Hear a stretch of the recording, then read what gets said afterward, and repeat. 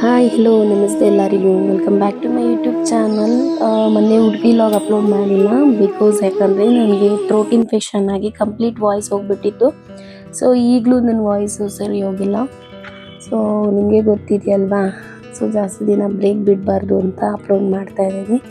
ಯಾರೆಲ್ಲ ನನಗೆ ಸಪೋರ್ಟ್ ಮಾಡ್ತಾ ಇದ್ದೀರಾ ಅವ್ರಿಗೆಲ್ಲ ಹೃದಯಪೂರ್ವಕ ಧನ್ಯವಾದಗಳು. ಗೈಸ್ ಬನ್ನಿ ಲಾಗ್ ಸ್ಟಾರ್ಟ್ ಮಾಡೋಣ. ಆ್ಯಕ್ಚುಲಿ ಗೈಸ್ ನಮಗೆ 6 ಗಂಟೆ ಬಸ್ ಇದೆಯಲ್ವಾ, ಅದು ಮಿಸ್ ಆಯಿತು. ನೆಕ್ಸ್ಟ್ ಬಸ್ ಇತ್ತು, ಕಾರ್ಕರಾಗ ಇಳಿದ್ಬಿಟ್ಟು ಅಲ್ಲಿಂದ ನಿಮಗೆ ಡೈರೆಕ್ಟ್ ಸಿಗುತ್ತೆ ಉಡುಪಿಗೆ ಅಂತ ಹೇಳಿದ್ರು.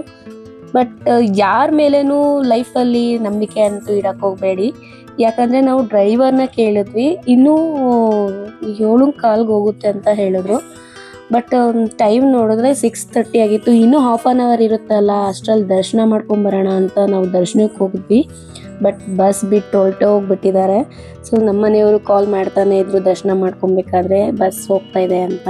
ಬಟ್ ಅಲ್ಲಿ ನನಗೆ ಗಾಬರಿ ಆಗಿದ್ದು ಏನಂದರೆ, ನನ್ನ ಲಗೇಜು ನಮ್ಮಮ್ಮ ಎಲ್ಲ ಬಸ್ ಒಳಗಡೆ ಇದ್ದಾರೆ. ಆದರೆ ಮುಂದೆ ಹೋಗಿ ಸ್ಟಾಪ್ ಮಾಡಿ ಲಗೇಜ್ ಎಲ್ಲ ಇಳಿಸಿಬಿಟ್ಟಿದ್ದಾರೆ. ಅದಕ್ಕೆ ಯಾರನ್ನೂ ಬಿಲೀವ್ ಮಾಡೋಕ್ಕೆ ಹೋಗಬೇಡಿ. ಅದ್ರ ಹಿಂದೆನೇ ಒಂದು ಪ್ರೈವೇಟ್ ಬಸ್ ಸಿಕ್ತು. ಸೊ ಬಸ್ ಹತ್ಕೊಂಡು ಹೋದ್ವಿ, ಅದ್ರ ಕ್ಯಾಚ್ ಮಾಡೋಣ ಲಗೇಜ್ ಇದೆ ಅಂತ. ಬಟ್ ಅಲ್ಲಿ ಅಮ್ಮ ಇಳ್ಕೊಂಡಿದ್ರು. ಸೊ ದೇವ್ರ ಪುಣ್ಯ ಸರಿ ಆಯಿತು ಅಂತ ಆ ಬಸ್ಸಲ್ಲಿ ಹತ್ಕೊಂಡು ಹೋದ್ವಿ. ಬಟ್ ಅದೇನೇ ಯಾರಿಗೂ ನಾವು ಟ್ರಸ್ಟ್ ಮಾಡೋಕ್ಕೆ ಹೋಗ್ಬಾರ್ದು. ಯಾಕಂದರೆ ಹೇಳೋದೆಂದು ಮಾಡೋದೊಂದು, ಎಲ್ಲರೂ ಒಂದೇ ಸಮ ಇರಲ್ಲ, ಕೆಲವ್ರು ಇರ್ತಾರೆ ಆ ಥರ. ಸೊ ರೀಚ್ ಆದ್ವಿ ನಾವು ಇಲ್ಲಿ ಕಳಶದಲ್ಲಿ. ಅಲ್ಲಿಂದ ಒಂದು ಬಸ್ ಸಿಗುತ್ತೆ. ಡೈರೆಕ್ಟ್ ಬಸ್ ಸಿಕ್ಕಿದ್ರೆ ತುಂಬ ಚೆನ್ನಾಗಿತ್ತು. ಬಟ್ ಏನು ಮಾಡೋಣ, ಮಿಸ್ ಆಯಿತು. ಹಾಗಾಗಿನೇ ಕಳಶ ಬಂದು ಈಗ ಕಾರ್ಕಳಗೆ ಬಸ್ಗೆ ವೆಯ್ಟ್ ಮಾಡ್ತಾ ಇದ್ದೀವಿ. ಕೊನೆಗೂ ಬಸ್ ಸಿಕ್ತು, ಬಸ್ಸಲ್ಲಿ ಕುತ್ಕೊಂಡಿದ್ದೀವಿ. ಎಷ್ಟು ಗಂಟೆಗೆ ರೀಚ್ ಆಗುತ್ತೋ ಗೊತ್ತಿಲ್ಲ. ಸೊ ಕಾರ್ಕರಾಗಿ ಹೋಗಿ ಉಡುಪಿ ಬಸ್ ಹತ್ತಬೇಕು.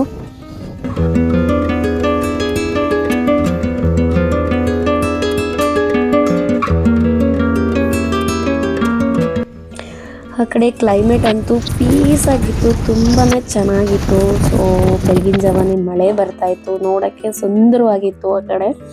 ಸೊ ಫೈನಲಿ ನಾವು ಉಡುಪಿಗೆ ರೀಚ್ ಆದ್ವಿ. ಸೊ ನಮ್ಮ ಕನ್ನಯ್ಯ ದರ್ಶನಕ್ಕೆ ಹೋಗೋದು ಬಾಕಿ ಇದೆ. ಉಡುಪಿ ಬಸ್ ಸ್ಟ್ಯಾಂಡಿಂದ ಅಲ್ಲಿಂದ 5 ನಿಮಿಷ ಆಗುತ್ತೆ ಮಠಕ್ಕೆ ಅಂತ ಹೇಳಿದ್ರು. ಸೊ ಯಾವುದಾದ್ರೂ ಆಟೋ ಇಟ್ಕೊಂಡು ಹೋಗಿ ಅಂದರು. ಸೊ ಹಾಗಾಗಿ ನಾವು ಆಟೋ ಹುಡುಕ್ತಾ ಇದ್ದೀವಿ.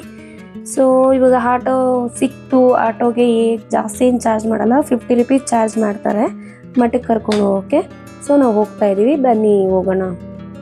ಇಲ್ಲಿ ಆಟೋದವರು ಡ್ರಾಪ್ ಮಾಡ್ತಾರೆ. ಇಲ್ಲಿಂದ ನಾವು ಒಂದು ವಾಕ್ ಮಾಡ್ಕೊಂಡು ಹೋಗ್ಬೇಕು. ನೋಡಿ, ಇದೇ ಕೃಷ್ಣನ ದೇವಸ್ಥಾನ ಎಂಟ್ರಿ ಅಂತಲೇ ಹೇಳ್ಬೋದು. ಫೈನಲಿ ನಾವು ಈಗ ಕೃಷ್ಣನ ದೇವಸ್ಥಾನ ಹತ್ರ ರೀಚ್ ಆದ್ವಿ. ನೋಡಿ, ಇದೇ ದೇವಸ್ಥಾನ ಲೊಕೇಶನ್ನು ತುಂಬ ಚೆನ್ನಾಗಿತ್ತು ಅಂತಲೇ ಹೇಳ್ಬೋದು. ಸೊ ನನಗೆ ಈಗ ಏನು ಟೆನ್ಷನ್ ಆಗ್ತಿದೆ ಅಂತ ಗೊತ್ತಾ ಗೈಸ್. ಸೊ ರೂಮ್ ಮಾಡಿಲ್ಲ, ಫ್ರೆಶ್ ಅಪ್ ಆಗಿಲ್ಲ. ಸೊ ನಾನು ಬೆಳಗಿನ ಜಾವನೇ ಸ್ನಾನ ಮಾಡ್ಕೊಂಡು ಬಂದೆ. ಬಟ್ ಮಕ್ಳಿಗೆ ರೆಡಿ ಮಾಡೋಕ್ಕಾಗಿಲ್ಲ.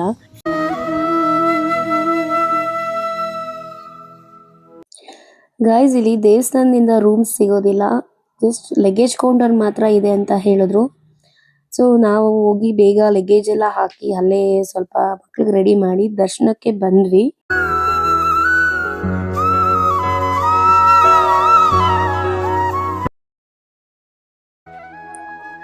ದೇವಸ್ಥಾನ ಓಪನ್ ಆಗೋದು 4 ಗಂಟೆಯಿಂದ 4:15 ಆಗುತ್ತೆ.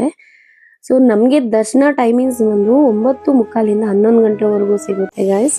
ಸೊ ಪ್ರಸಾದ ಟೈಮಿಂಗ್ಸ್ ಬಂದು 7 ಗಂಟೆಯಿಂದ 8:00ವರೆಗೆ ಸಿಗುತ್ತೆ.